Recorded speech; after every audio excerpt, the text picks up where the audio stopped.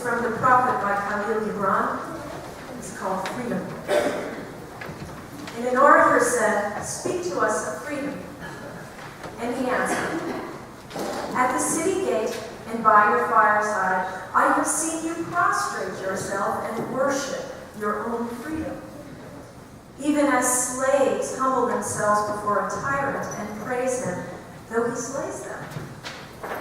I, in the grove of the temple, and in the shadow of the citadel, I have seen the freest among you wear your freedom as a yoke and a handcuff. And my heart bled within me, for you can only be free when even the desire of seeking freedom becomes a harness to you. And when you cease to speak of freedom as a goal and a fulfillment. You shall be free indeed when your days are not without care, nor your nights without a want and grief. But rather, when these things girdle your life and let you rise above them naked and unbound. And how shall you rise beyond your days and nights unless you break the chains which you at the dawn of your understanding have fastened around your noon hour? In truth, that which you call freedom is the strongest of these chains, though its links glitter in the sun and dazzle your eyes.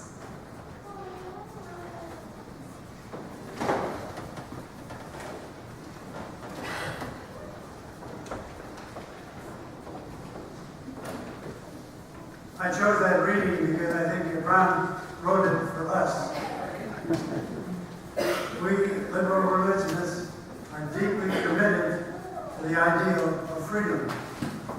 Whatever our various theological opinions, our most common characteristic is a feisty resistance to any kind of authoritarianism.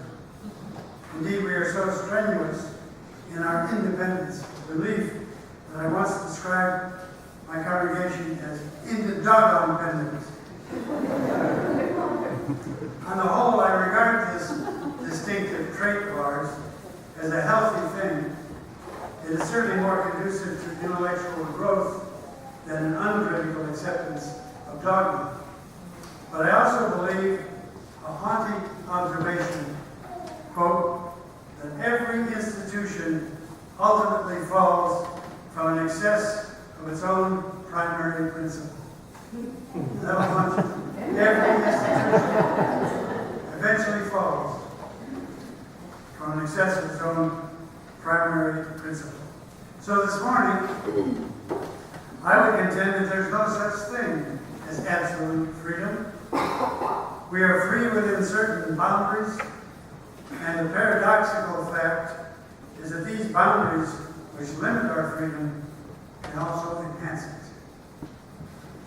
To put it another way, those who pursue freedom as an end in itself, with no sense of its boundaries, engage in the self-defeating words, self-defeating endeavor, which, in Gibran's words, was to forge the strongest chains that bind them. No one is more enslaved than the fanatic for freedom. So let us examine these boundaries and their paradoxical character. The first stems from the fact that we are biological organisms and subject to nature's laws. Any person or society which disregards that fact in the exercise of its freedom does so at its own peril. For example, you may feel free to abuse your body by overeating or smoking, but that is eventually self-destructive and therefore becomes very restrictive of your freedom. At another level, when Marie Antoinette allegedly responded to a report that the people had no bread with the comment, "Let them eat cake," she exercised her freedom of speech, but by ignoring the people's more fundamental need for food, she helped to bring on the French Revolution and her own loss of freedom in death. Now I have to pause here in the interest of what the media calls full disclosure to tell tell you something. When I sent a copy of this sermon over to Cathy for her to look at the first draft, she flashed back to me on an email, "It's very good, but Marie Antoinette didn't say that." And of course, she's very right. I checked it out.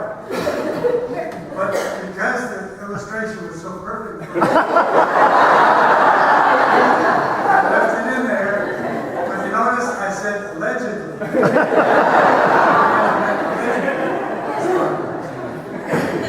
Moving on. A related dimension of this boundary is the recognition that we are organisms with a complex nervous system that requires emotional expression. We are therefore not free to suppress our feelings without consequences to our lives. We may be intellectually free, but if we cannot express anger or grief or anxiety, the physical damage we do our bodies will greatly circumscribe our lives. The best example probably is the dietary limitation experienced by those who have given themselves ulcers by suppressing their feelings. In short, a fuller exercise of freedom is available to those who accept its biological boundaries. The surrendering prayer is an example of the skill we need to develop. God grant me the serenity to accept the things I cannot change, the courage to change the things I can, and the wisdom to know the difference. That's the key. The wisdom to know when. A second boundary to our freedom stems from the fact that we are, unlike other animals, which are self-sufficient at birth. Humans experience an extended period of dependency and early childhood conditioning. For example, a newborn calf toddlers to its feet and instinctively knows what to do and where to go.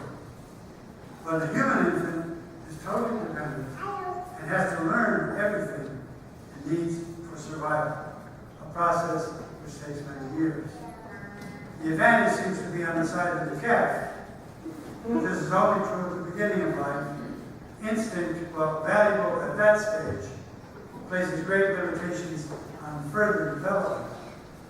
Where it governs totally, as with insects, there is no individual choice, no possibility of change, a pattern of existence that is endlessly repeated from one generation to the next.